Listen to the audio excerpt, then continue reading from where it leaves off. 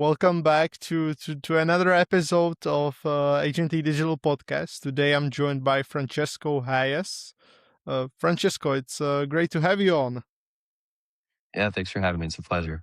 Always enjoy. Sure. Can we get like a little background about what you're up to? Yeah. So right now I'm the CTO and co-founder of a startup based out of the UK. We are a healthcare marketplace, for the lack of a better word. And what we're doing is we are connecting people with clinics around the world. We're starting in specific countries right now, but connecting people with clinics for different medical procedures. So right now we're a startup, so our main focus has been cosmetic based procedures. So Uh-huh. like teeth, hair, facial surgeries, stuff like that. Um, and then we'll eventually kind of make our way to the others. But right now that's kind of where the market's at. And how did this idea come into place? Yeah, so I think it came into place by just kind of my other founder, I have two other founders. One's a doctor, and then another one, and they had kind of connected, and he had gone to him, and they kind of just were talking about how some of this doctor's patients are traveling to receive certain levels of care outside the country, just because in the UK they have what's called the NHS. So there can be like a lot of like there can be some bottlenecks within the healthcare system there where people have like long wait times. But Mhm. and so people will often just travel because it's sometimes more affordable and quicker just to go somewhere else, and not even necessarily the affordability side, but often better too. You have some amazing surgeons out there in the world. They're not just held up in one Mhm. place. Mm. Yeah. Interesting. And you're also fractional CTO, right? So I'm Uh, so I'm full yes. time with Luxxera. Um, I used to do fractional work when I was running my agency. And Uh-huh. so I helped out with like a lot of govtech projects, some VC based projects, some startups and nonprofits. I mostly kind of was the guy who came on and fixed your code base and cleaned up your dev team and brought in efficiency. So more on the consultant side. But yeah, that's kind of where that was for a while. And I did that for about seven or 8 years until I Hmm. finally decided to take my own venture on a personal project. Hmm. I saw that at Illusion, you built some kind of ML model that predicted student performance. Oh yeah, Uh, it's very interesting because you're sort of predicting whether a student will succeed or struggle. yeah, How accurate was it, and what did the university actually do with those predictions? yeah. So that was a long time ago. To give people listening some context here, that's like back in like 2019, 2020. So this was like before the big AI boom. Before back then, like when we were doing AI work, we were reading thesis papers just to like figure stuff out and know what to do. um, So we didn't like have these huge LLMs. We had like, we were very much using like your standard like regressionals, convolutionals, depending on whatever you were doing. Um, and I worked in the R&D department there. And it was super fun. And so I was tasked to working on building out an AI model that the entire state of Georgia could use within their universities that would allow them to pretty much build out their schedules. So there, forgive me for not remembering the numbers because it's been a long time, but essentially, like what leads to a lot of fail, like struggling within freshman classes for at university levels, is mostly due to inefficiency on how they build out their schedule. Um, and so, to alleviate that process is normally done by someone at the school to build out that schedule for them and or provide some form of advice. But obviously, like, if you're running thousands upon thousands of students coming in, it just doesn't Mm. scale. So we were just like, okay, well, like, this seems like a job for AI or like potentially, right? So we got access to like a bunch of data, healthcare records. We got access to like, childhood information, a bunch of data, sensitive information that, not everyone has the liberty to use, but we had to deal with that state. Um, and so we were able to use that data and we built like different models, trained on it that would pretty much piece together, based upon all these different attributes about the individual. Like, okay, like based upon, their activities in the past and maybe their health, um, and, you know, their jobs, stuff like that. You know, this schedule is probably going to be the best for them, and they're most likely going to score this kind of a GPA with this. And so we presented like them with like, I think it was like we started out with like 6 options. Um, and you would be able to kind of get an idea of like, okay, with this schedule, my chance of hitting this GPA is at, an 80% rate kind of thing. Mm-hmm. If I choose this schedule, where my lunch is maybe here, or just like maybe like this class is early in the morning, like my chance is maybe a 90% of getting this GPA. Um, and it was pretty cool. Like, I wish I had that. Like, it would have been nice as a freshman in university to have that. Like, cause like, it's one of the more stressful things I think for students is like building out their schedules. Just like, where do I put things? What Mm. do I do? But this kind of, at least if anything, gives them like a starting point. Mm. And we found that it had a relatively high success rate. I mean, back in that time, like, good success for models was like 20%. We were like close to like around 40% success rate off Mm. of what we were doing, which is kind of a little bit of an anomaly, which is why we were kind of just like, all right, what do we, you know, maybe something else is going on here. But I had left by Yeah, the time like they started to get to that point. it's very interesting. And from the time that you were doing the uh, consulting, well, there are some sort of things that a lot of these founders get wrong when they are trying to build uh, their first product. Yeah. Yeah. I mean, a lot's changed since AI has come out.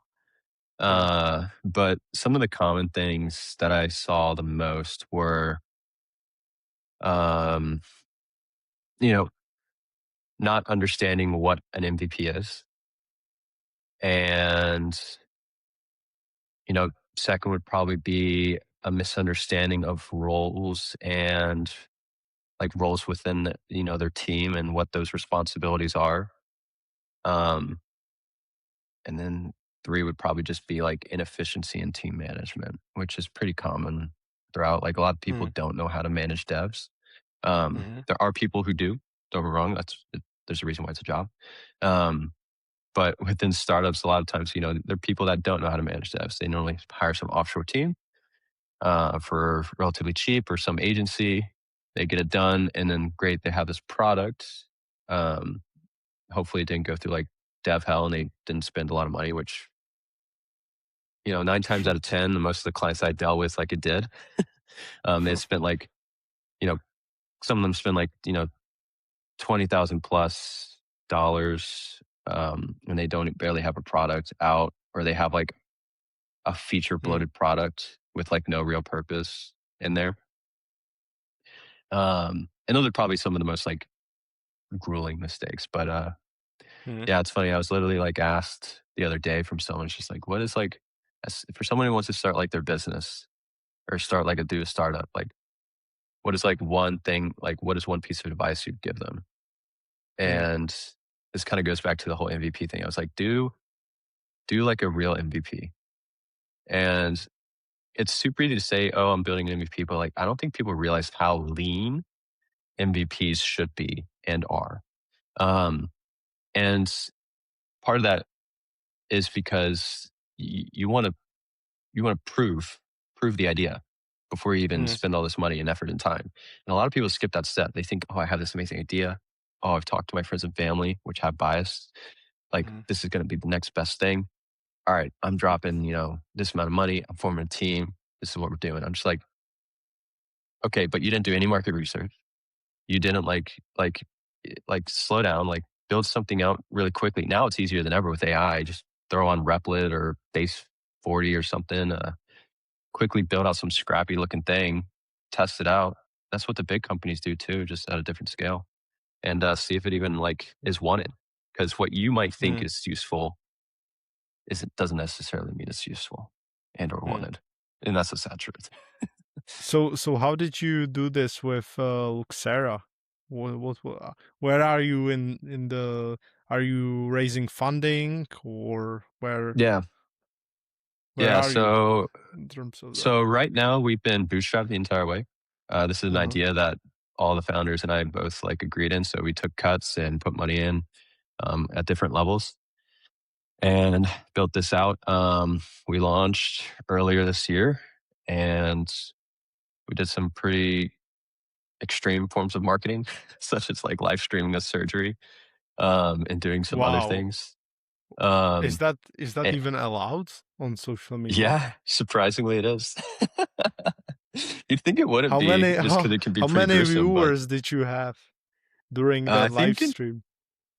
we had like a couple thousand who ended up No coming through way, over the really? course. Yeah, which is like That's hi- huge for like that's starting out, right? hilarious to live stream surgery. Yeah. The funny thing is like we were like we're there obviously, and it's just like Hmm. we noticed that the viewer count went up whenever it got a little gruesome. Which I was just like, geez Louise. But which I thought was kind of interesting. But And so yeah. how did you convert them from a live stream where you're live streaming a surgery to what was the call to action, if there was any? Yeah. Yeah. So I don't want to explain too much of kind of how we go about this because like we do have competitors. But Okay. essentially, you know, we had an LP, right? That funneled people through. Your standard kind of funnel gets people Uh-huh. through. They have access to it. Um, and then we get them on the platform that way. Hmm. And so, and it turned out really well. We're live streaming another surgery coming June 20th, I think. This time it's a hair transplant. So not as exciting as like a maxillofacial surgery per se, but it's you know, a lot of And people want hair do transplants. you think like people that are interested in that service are watching that live stream? Because I have enough hair, right? I can't Yeah. imagine watching that live stream. There No, must be I some mean kind of you and me both. curiosity also. Yeah, yeah. Yeah. I definitely think there's some curiosity.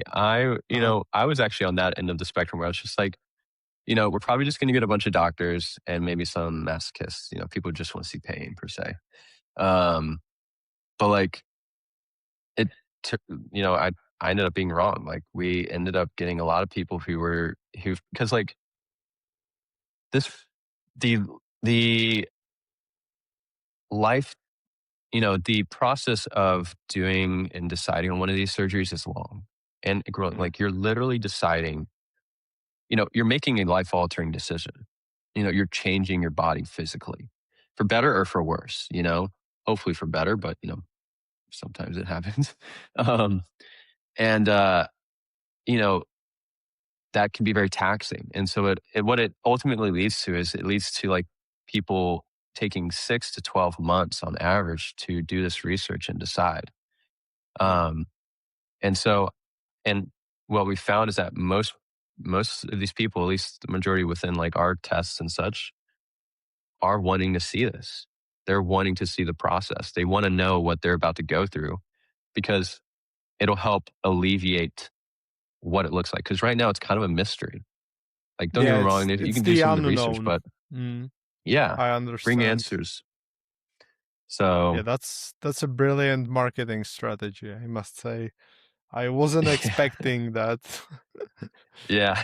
Well, you can, yeah. The even wilder thing is that the person who went under for the surgery was my co-founder.